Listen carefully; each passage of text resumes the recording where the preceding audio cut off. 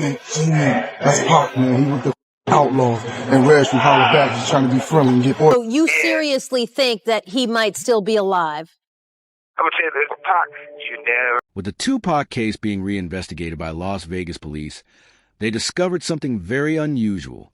It began with new reports suggesting that Tupac was an industry plant, assigned to help stop the conflict between the Red and Blue Street teams. Well, it turns out when I talked to Tupac's longtime mentor, political mentor, former Black Panther Chokwe Lumumba, who was his first business manager, he's told me, I basically asked, well, was Tupac only pretending to be in order to appeal to gangs and politicize them? And he said yes. And that was part of his thug life agenda that he came up with his imprisoned stepfather, Mutulu Shakur. And so Tupac was just using that in order to get the and the leaders to call peace truces, first in Los Angeles, then throughout California, and then throughout the country. And that was why he was pretending to be this type. And really, he was just an intellectual prodigy. With the plan clearly failing, he suddenly passed away. He was never truly part of the street lifestyle. Even a well-known writer who authored a biography on Tupac claimed he wasn't as tough as he portrayed.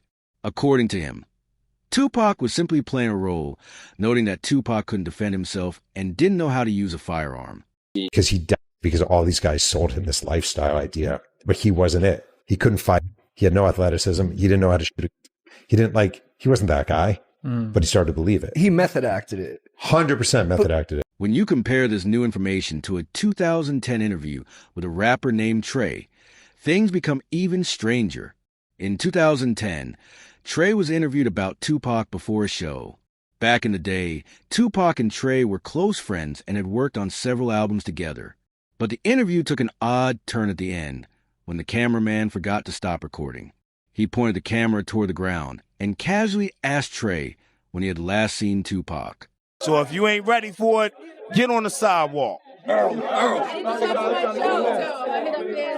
One last question. Tupac's still alive. Nobody knows.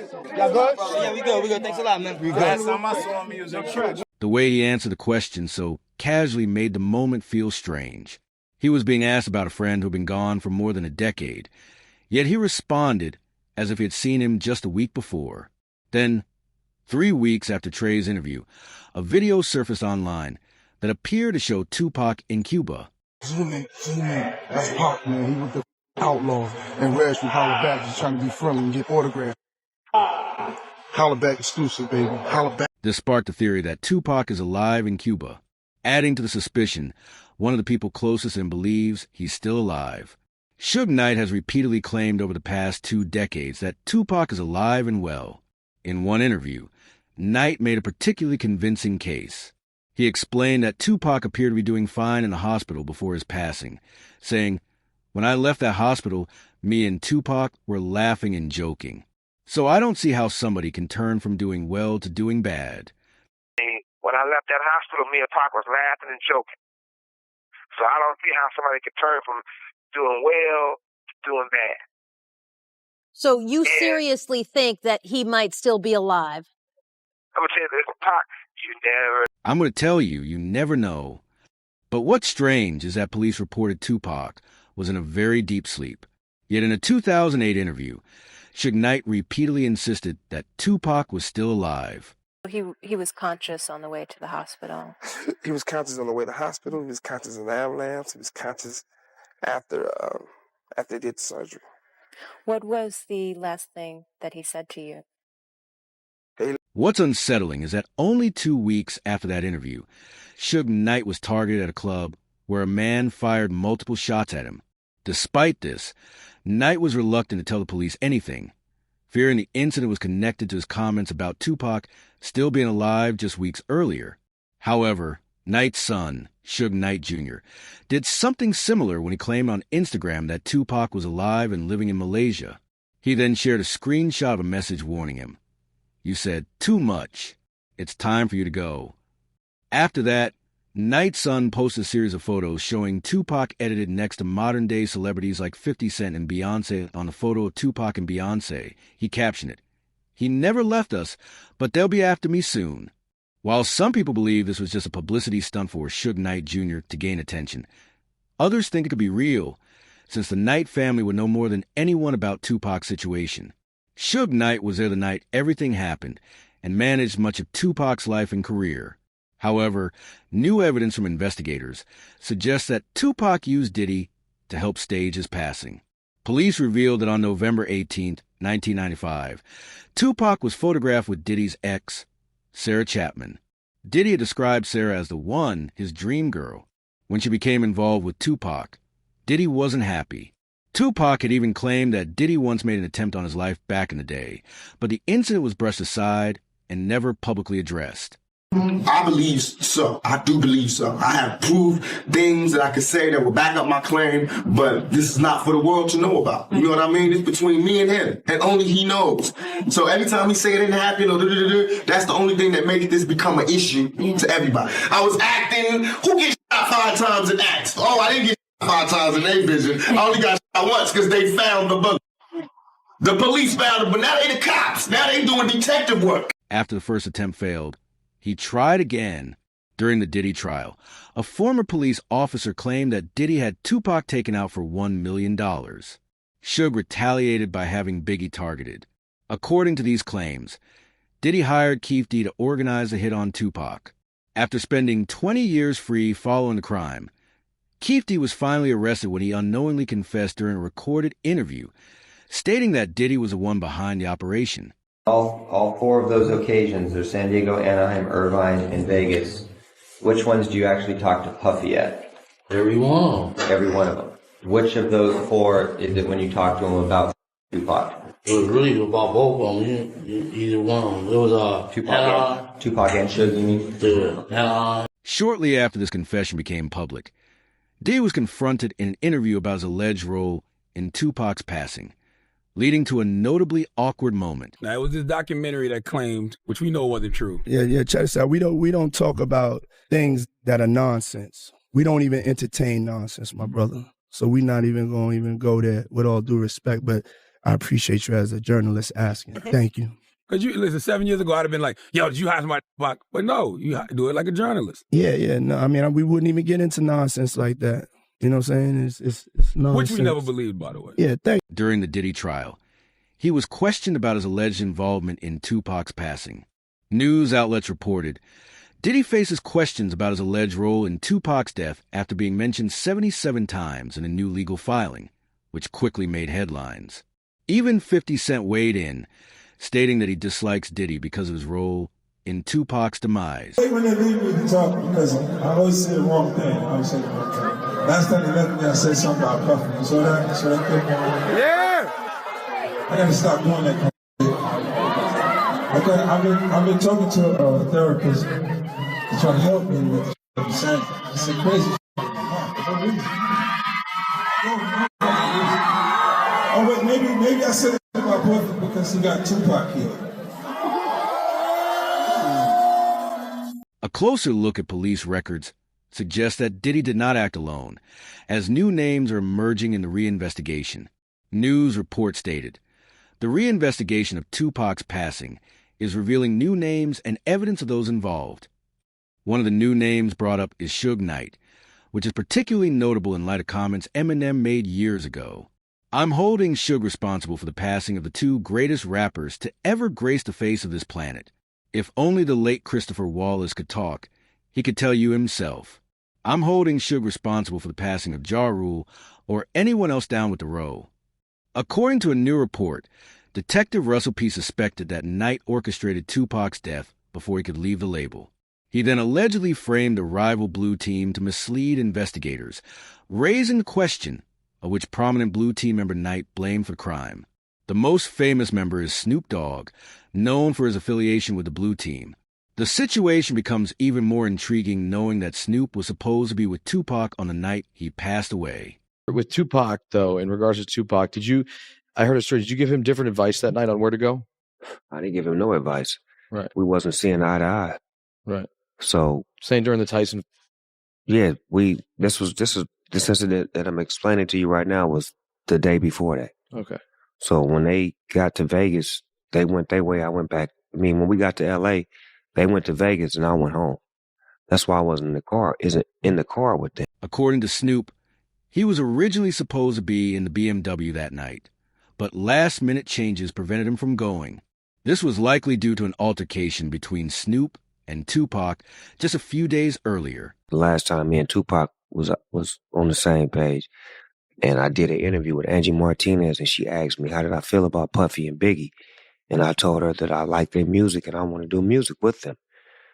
Bro didn't like that. Tupac didn't like that, so we had a misunderstanding. So on the flight back to LA, I didn't feel comfortable around them for what they had did, as far as I didn't let my security ride with me. So to protect myself and to prevent from happening, I slept under a blanket with the knife and the fork just in case something was to go wrong, but it didn't. With all of this happening within 72 hours of Tupac's passing, police became suspicious. Since Snoop was much more tapped into the streets during the 90s, many speculated that he may have received a tip that Tupac was going to be targeted that night. However, another interview with Snoop revealed that he believed Tupac hated him. I say a week before he died, we was best of friends. 2 days before he died, I don't think he liked me. Why? Because we was in New York. Oh, yeah. And it happened. New York, they shot at me and did all kind of shit to me, like just the worst you could think of. And I forgave him. And went and did an interview and was asked, how do I feel about Puffy and Biggie? And I was like, I want to do some music with them. And that just rubbed Cuz the wrong way. Like, tried to kill me, out at you, and you talking about you want to do a song with him. I wasn't thinking about his emotions. I was thinking about where I felt at the time. I wasn't into no controversy. I liked his music. They was our friends. We was all friends at one point. This video footage of all of us hanging out. The evidence presented during the Diddy trial sent chills through the courtroom, detailing the events leading up to Tupac's passing. On September 7, 1996, Tupac was in Las Vegas with Suge Knight, attending a Mike Tyson match at the MGM Grand. After the fight ended, they spotted their rivals in the lobby. Knight and their entourage went to the Mike Tyson at the MGM Grand. Keefe D and his nephew, Orlando Lane Anderson, and two of their friends were also there. Keefe D told LAPD Detective Greg Kading more than a decade ago, in a proffer that couldn't be used against him, the shooting was retaliation after Tupac jumped Orlando and up at the casino. Surveillance cameras recorded the fight. Tupac was angry that Lane had stolen his necklace years prior in Compton. Tupac, Suge Knight, and the entourage left the casino quickly. Security broke up the altercation after a few minutes, but it's important to note that these were the same men who would later target Tupac. Afterward, Tupac and Suge Knight returned to their hotel to change and get ready for a night out. Around 11 p.m., they headed to a club in the BMW.